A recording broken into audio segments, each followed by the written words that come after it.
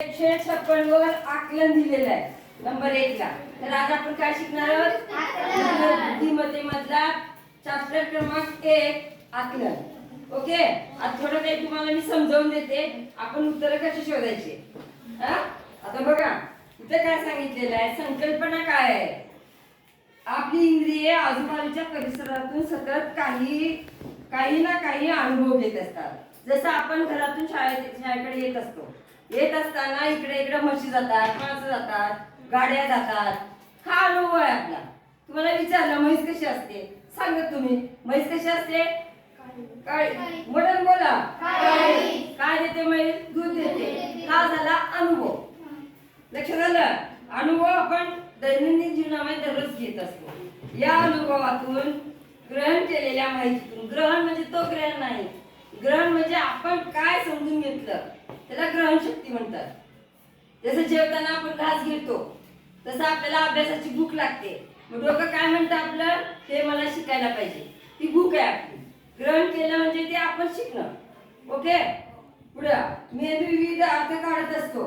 मग आपण त्याचा विचार करतो, त्या पॉईंटचा विविध अर्थ काढतो. इथे गेलं तर कसं होईल, इथे गेलं कसं होईल, इथे गेलं तर काय होईल, इथे गेलं तर काय होईल. आहे का नाही? मेंदू काय करतो, एका ठिकाणी बसत नाही, वेगवेगळे अर्थ काढतो. समर्थक अर्थ काढण्यासाठी माहिती अचूकपणे समजून घेणे महत्त्वाचे.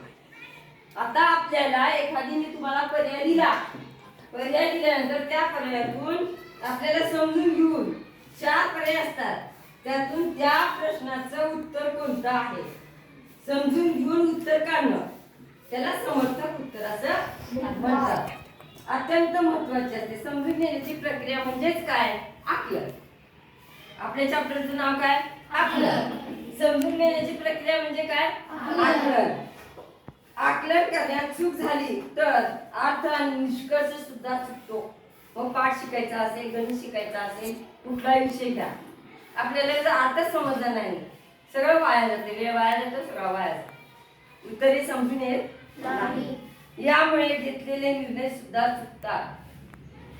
म्हणून कोणताही निर्णय घेताना म्हणतात बघा पूर्वीची माणसं, पाऊल टाकताना विचार करून टाका, म्हणतात की नाही? पूर्वीचे माणसं म्हणतात. म्हणजे आपलं कुठलंही कार्य करत असताना, मग अभ्यास असो, दैनंदिन जीवनातले घडामोडी असो, आपण घरामध्ये काम करत असो, समाजात वावरत असो, त्यावेळी प्रत्येक गोष्टीचा आपण विचार केल्याशिवाय पाऊल पुढे टाकायचं नाही. म्हणजेच काय? निर्णय घ्यायचा नाही. विद्यार्थ्याची ही आकलन क्षमता तपासणारे प्रश्न या आकलन या घटकामध्ये येणार आहेत. आता तुमचं आकलन किती आहे ते मी तुमच्या आता पुढच्या येणाऱ्या प्रश्नामध्ये बघणार आहे. प्रश्नात दिलेल्या माहितीचे सूचकपणे मला जे पटते तेच मी उत्तर काढणार आहे समजून घेऊन. म्हणजे माझ्या जे आकलनात आलं तेच मी उत्तर काढणार आहे. योग्य कृती करून विद्यार्थ्यांनी उत्तरापर्यंत पोहोचणे अपेक्षित असलेला पाठ आपण इथे घेत आहोत. आता आपण सुरू करू. थोडं थांबले.